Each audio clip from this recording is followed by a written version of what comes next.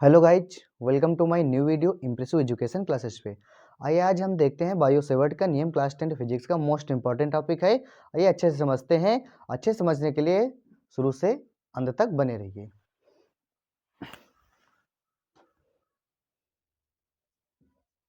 किसी धारावाही चालक तार द्वारा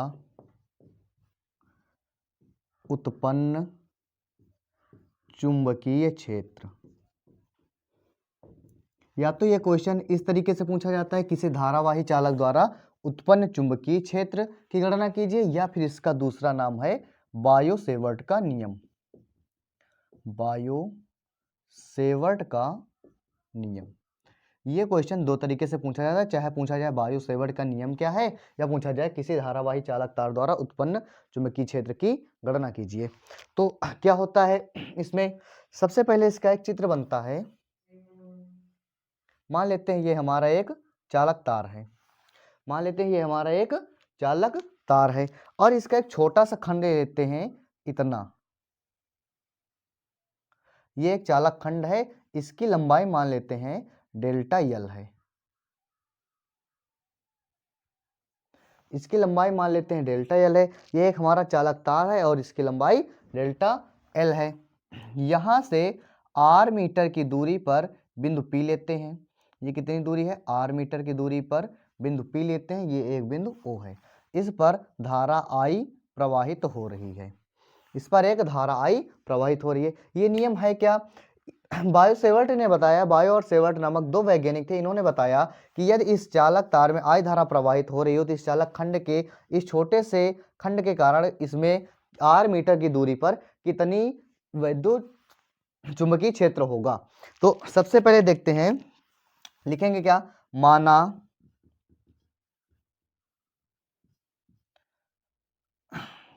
माना एल लंबाई का चालक तार है जिस पर, माना एल लंबाई का एक चालक तार है जिस पर आई धारा प्रवाहित हो रही है।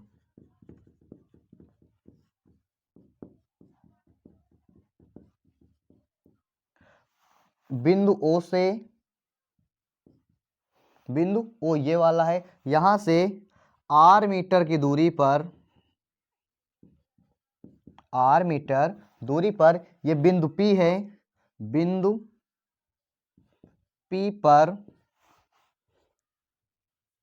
चुंबकीय क्षेत्र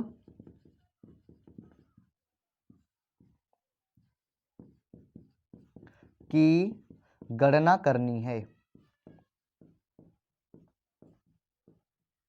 चुंबकीय क्षेत्र की गणना करनी है आर मीटर दूरी पर बिंदु पी पर। अब इस नियम के अनुसार, इस नियम में क्या बताया गया? इस नियम के अनुसार, इस नियम के अनुसार इस पर उत्पन्न चुंबकीय क्षेत्र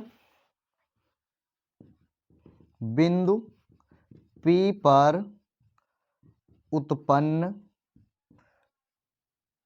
चुंबकीय क्षेत्र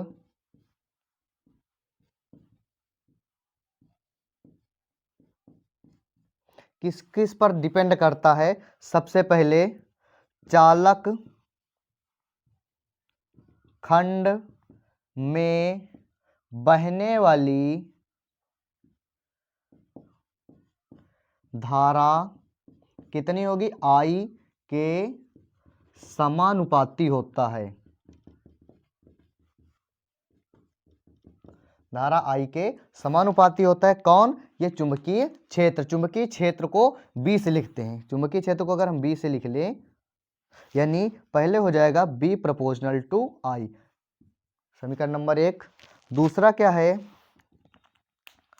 चालक खंड की लंबाई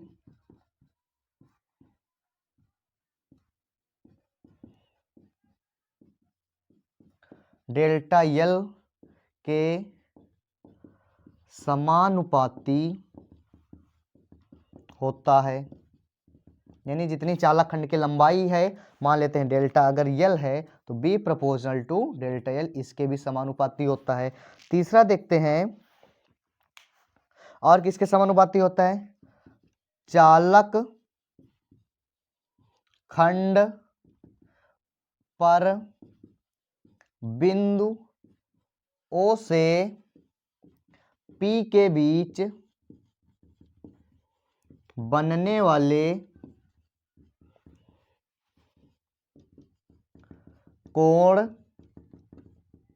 की ज्या के समानुपाती होता है।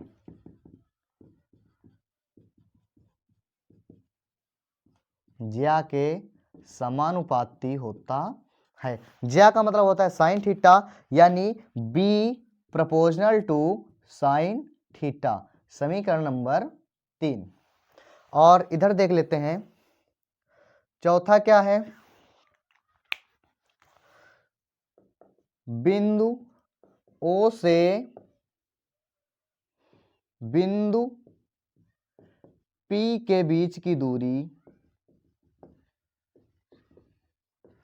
दूरी के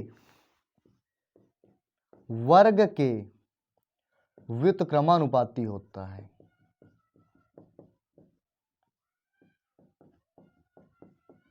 व्युत्क्रमानुपाती होता है, यानी b प्रोपोर्शनल टू 1/r²। पहले इसका वर्ग कर देंगे r का और उसके व्युत्क्रमानुपाती और समानुपाती नहीं होता है।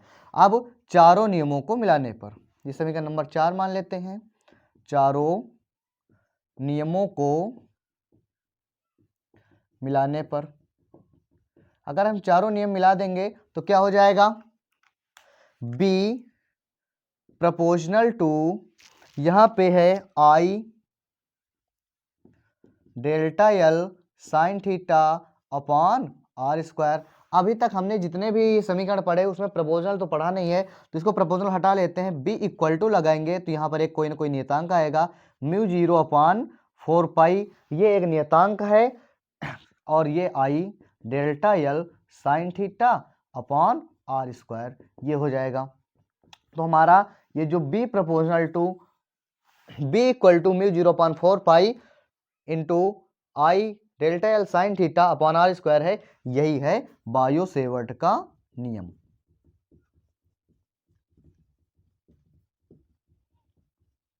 अच्छा, अब एक चीज यहां पे आया है μ0/4π, इसको देख लेते हैं क्या है, यह नियतांक है, यह एक नियतांक है, और μ0/4π इक्वल टू होता है 10⁻⁷, यानी अगर हम μ0 की वैल्यू निकालें तो जाएगा 10⁻⁷ 4π ये इधर भाग में इधर आ जाएगा गुणा में 4π इंटू 10⁻⁷, ये होती है μ0 की वैल्यू।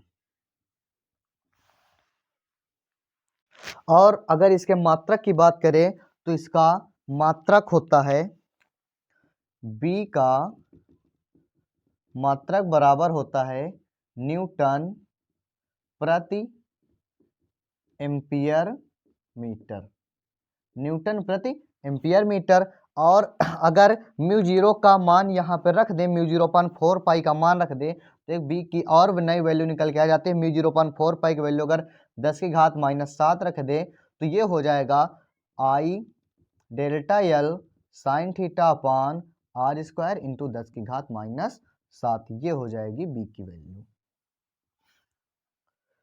आशा करते हैं ये वीडियो आपको पूरी तरह समझ में आया होगा, बायो-सेवर्ट का नियम पूरी तरह समझ में आया होगा। आप इसका स्क्रीनशॉट भी ले सकते हैं। अगर आपको वीडियो समझ में आया तो वीडियो लाइक करें, शेयर करें अपने दोस्तों के साथ, और चैनल को सब्सक्राइब करें। अगर आपको ऐसा कोई भी टॉपिक जो समझ में नहीं आया है तो कमेंट सेक्शन में जाके कमेंट कर सकते हैं, उसके लिए एक नया वीडियो बिल्कुल सरल भाषा में प्रोवाइड किया जाएगा।